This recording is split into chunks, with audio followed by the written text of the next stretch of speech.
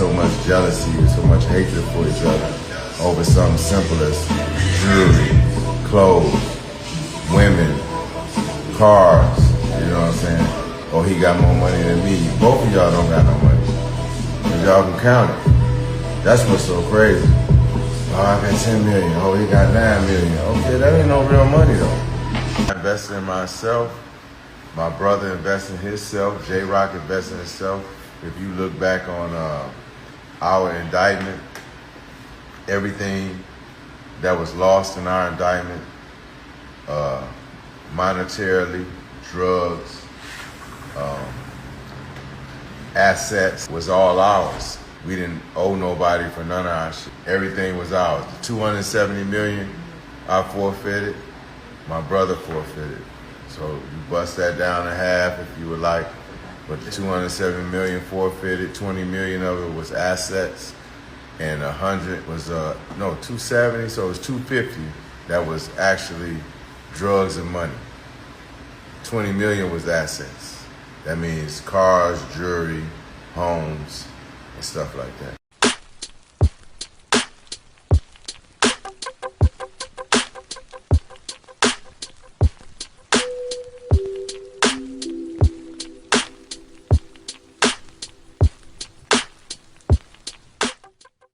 Yo, so we back in here for another edition of F-ya-Motha, and I think I've done a few videos about this nigga periodically throughout the years since his release. This nigga's actually a dickhead. He's actually dumber than I actually thought he was. See, at first I just thought he was a mastermind to put together the BMF crew, amass all that goddamn cachet, because that ain't nothing but what it was, right? Promissory notes. This nigga goes on to say that 20 million of it was assets.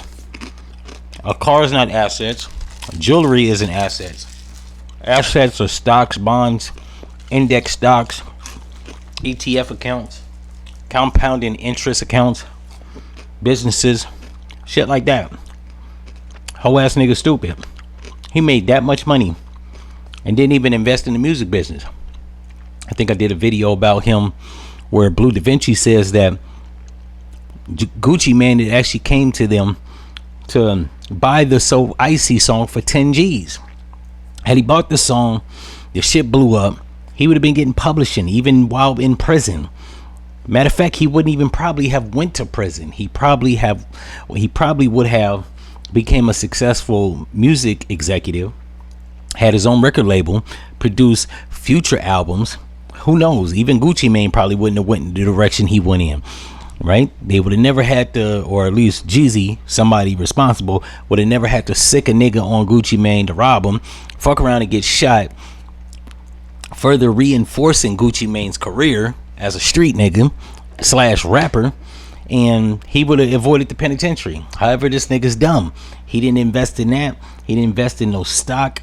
Nobody gives a fuck about your jewelry because even the Fed sees that shit. Right? It was worthless. An asset is some shit that makes money for you even while you in prison.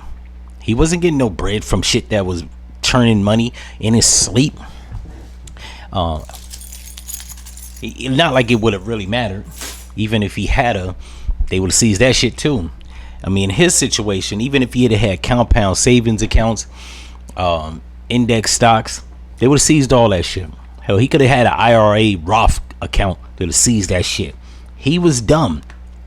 So him getting back on social media, or getting on social media, talking about how $10 million isn't a lot of money. This is why nobody,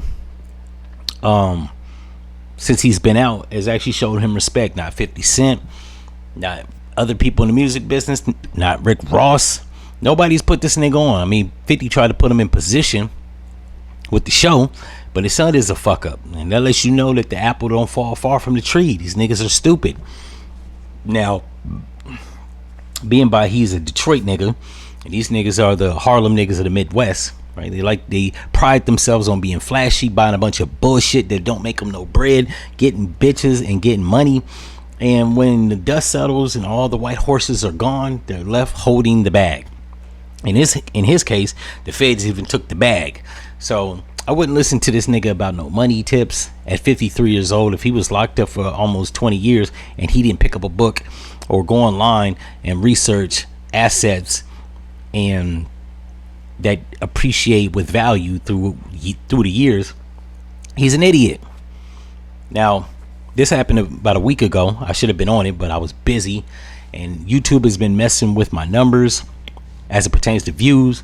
I don't know. I'm still getting subscribers, so make that make sense. So I just didn't feel the incessant need to do it, but I'm bored. I got some downtime, so I figured I'd do a video and speak on this.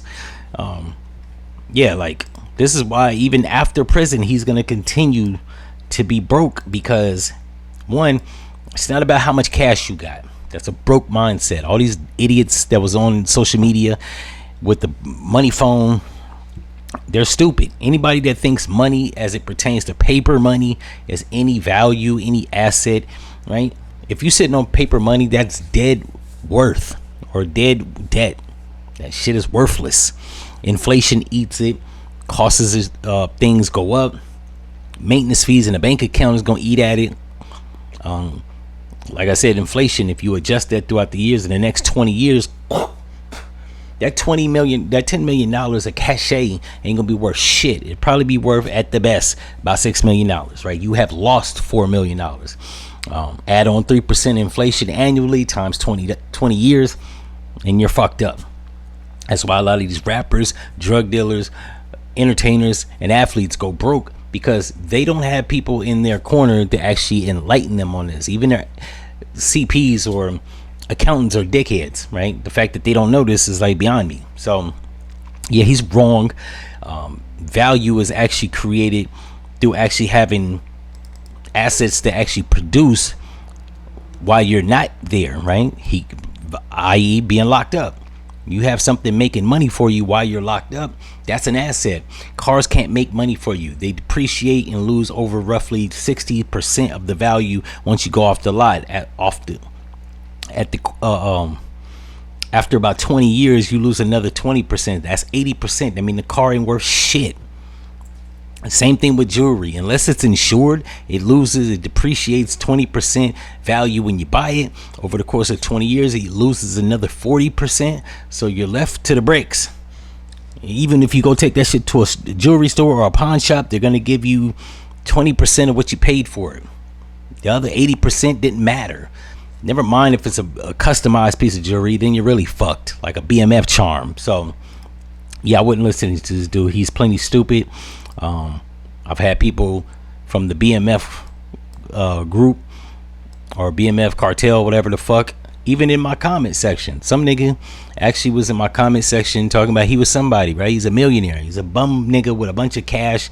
It won't matter in about, I won't even say a generation. It won't matter in the next 10 years once he kicks over and dies and leaves it to a jackass that he produced, i.e. an offspring. It won't matter.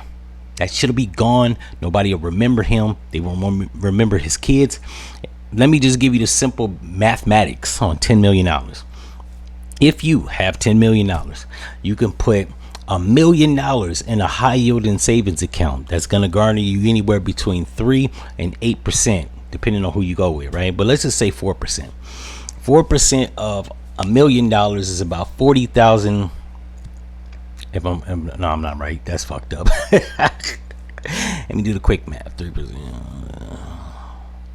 So if you put $1 million in a high yielding savings account, 10% of that is $100,000. A third of that is about $30,000. So if you got $10 million, put away about $3 million.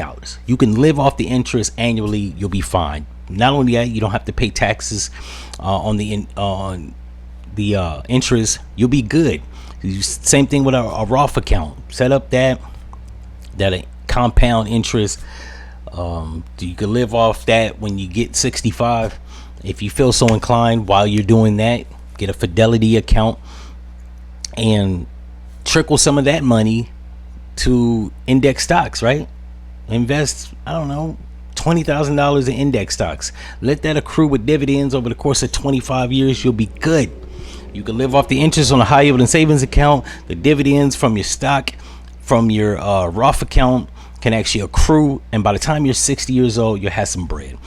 In the meantime, start a business or whatever. Throw more bread in there. You'll be even more gold. Roughly, it takes a person about $1.2 million to live comfortably when they retire. You'll have at least that or more. You're fine. $10 million is more than enough.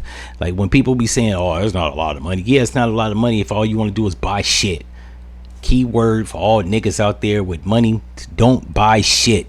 Invest in assets that accrue compound interest that you can live off of in your golden years. Start a business in the meantime. You got $10 million, start a cheap ass, buy a business. You can buy a fucking gas station for like $1 million. You can buy a McDonald's franchise for $100,000. You can invest in a duplex. You can, matter of fact, if you invest some of the money, $10 million in a duplex, you don't even have to worry about paying the mortgage off. You could just buy the shit and charge rent and put some of that money into your high yield and savings account, along with some of the money from the 10 million. You'll be good. These niggas are dumb. I wouldn't ask this nigga for a nickel for a parking meter. In any event, if you like this episode, like, comment, and subscribe. If you are part of the BMF crew, or you are big Meech or even little Meech and you see this is no disrespect. I'm just saying it how it needs to be said. Somebody please get this old nigga off the internet spewing stupidity, because he has already led the black community in a fucked up direction, and getting out of jail didn't do no better. I'm glad he's out, because should nobody be locked up for selling narcotics. But coach this nigga. Put Jay Morrison in cahoots with this nigga. 19 Keys. Somebody talk to this moron. Boyce Watkins. Reach out to this nigga. I'm just saying. In any event, if y'all like this episode, you know what to do, and I'm out. No.